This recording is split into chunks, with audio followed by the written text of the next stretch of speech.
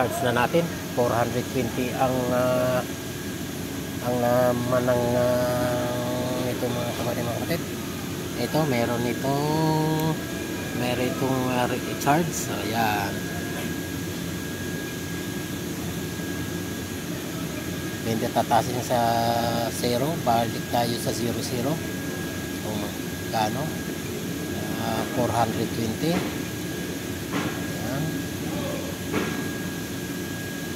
Ayan, 420 grams. Okay? So naka-open na itong ating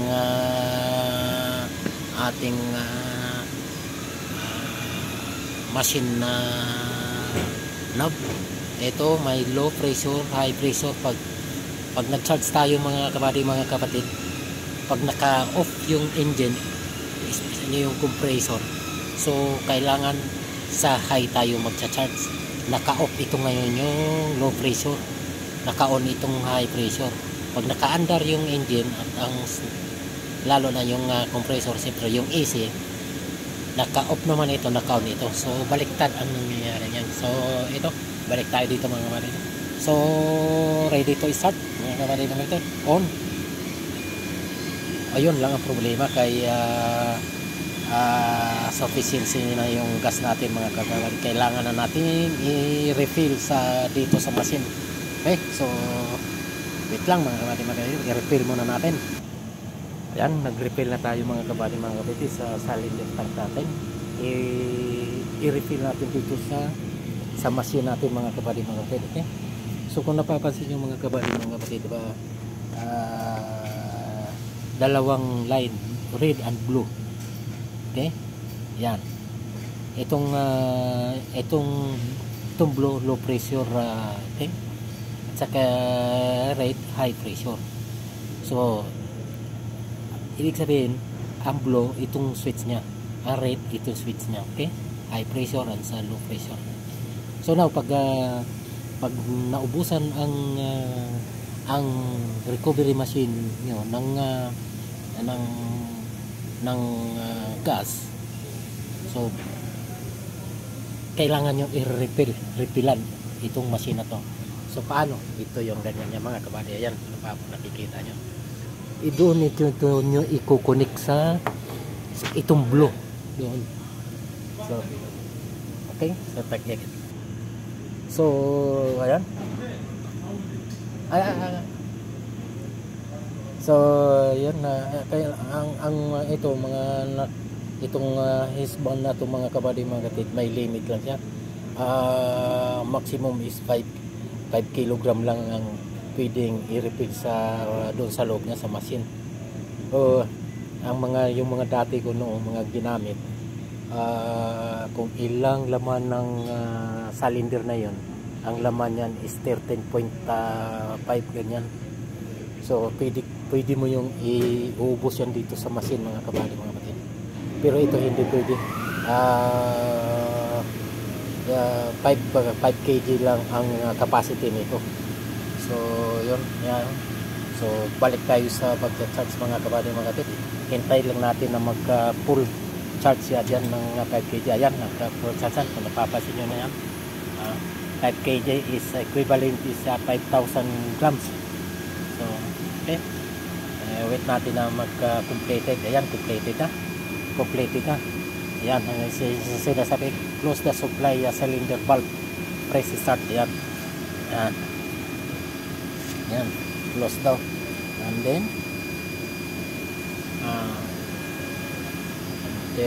ayan, atin naman i-recover yung laman ng hose nito ng gas mga kabady mula doon sa cylinder tank mga kabady okay? So atin i-recover dito sa loob ng machine niya. So yun, hintayin din natin ulit na mag-complete dyan mga kabady. So ayan na, sinasabi niya refill is completed, 5 kg 422. Yan. So ang laman niya yung bakit 420 mga grams mga kapatid, yung dati pa niya laman niya. Okay, so back to the charge tayo sa unit mga kapatid. So balik tayo sa unit mga kapatid. Ayan, magcha-charge na tayo. Charge na natin na yung unit. Hindi lang natuloy kanina dahil nagagawa na naubusan yung gas ng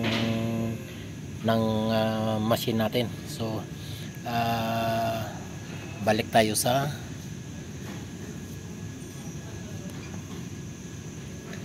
charge. Okay, so charge na natin mga kapatid.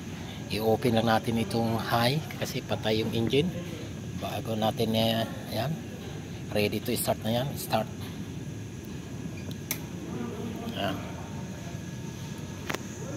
Ayan is charging work completed na mga kapatid is 420 grams ng laman itong unit ito mga kapatid, yung accent na 23 model mga kapatid. So yun, so balik tayo naman ito siya i-recover yung laman nitong hose mga kapatid gawa ng nag-recover nga tayo.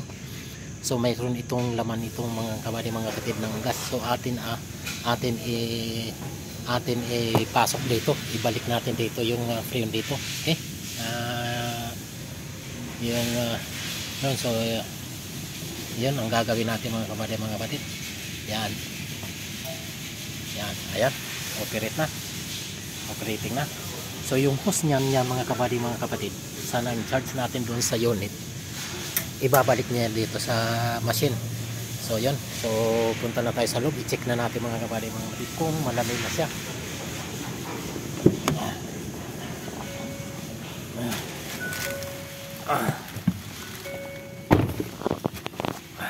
Start natin. Hintayin muna natin mamatay yung mga ilaw. Okay, so ganyan. Yan, ganyan mga kapatid. Ang isa nga pala ba gusto ko lang i-tip pala sa inyo mga kapatid. Hindi ko naman yung mga may mga sasakyan na mga may automatic o yung mga bumibili ng mga sasakyan na hindi pa nagka-experience o lalo na ng mga karamihan kasi mga ganun, yung mga mayayaman ganun namin. Pero hindi nila alam yung proseso kung paano yung paggamit, pag-start, mga ganun.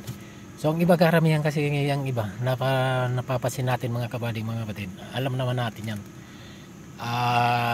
Ang iba pagsampa ng upuan, start kagad. Hindi. Ang dapat ng tamang proseso mga kapatid, on muna.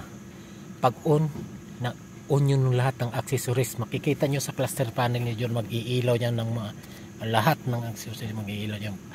Check engine, ABS, traction,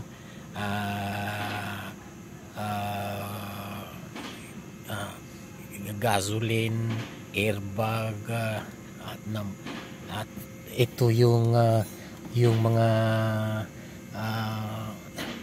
mga gauges niya taangat. Hintayin nyo muna magpatay yung iba dyan mga kapatid. Mamatay yung ilaw ng iba dyan bago nyo i-start. So ganun lang. So yan, mandar na. I-check natin kung malamig siya. On natin ng easy. Yan. So yan, malamig na siya mga kapatid. Ito yung ating sisilipin sa nawagan nating Redbook mga kapatid kasi may check engine. So yan na naman natin na sisilipin sa nawagan nating Redbook mga kapatid. Tara, samahan nyo ako. So ito na sisilipin ito sa nawagan nating Redbook mga kapatid. So dito yung DSL OB dito sa yung OB dito connector mga kapatid located dito sa fuse box sa loob or BSIP mga kapatid. So ayan. Malamig mga kapatid. Yun number 1 lang muna natin. So pasok na tayo sa diagnostic mga kapatid. Hintayin lang natin ang initialize niya yan. Ayan na, lumabas na. So 16 pin DLC. Manual select, automatic search, or help information automatic search kabad mga kabading mga kapatid. Okay. Ayan, lumabas na system list and smart detection mga kabading mga kapatid. Ipindutin lang natin yan o refresh yan, yan.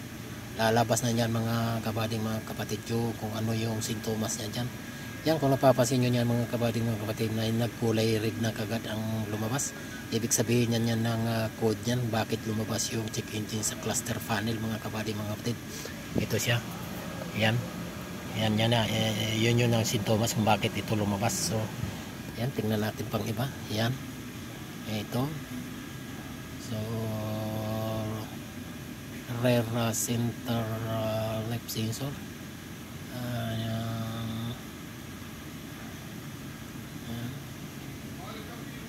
yan, i-try natin i-clear mga kabading mga kapatid kung ma-clear siya.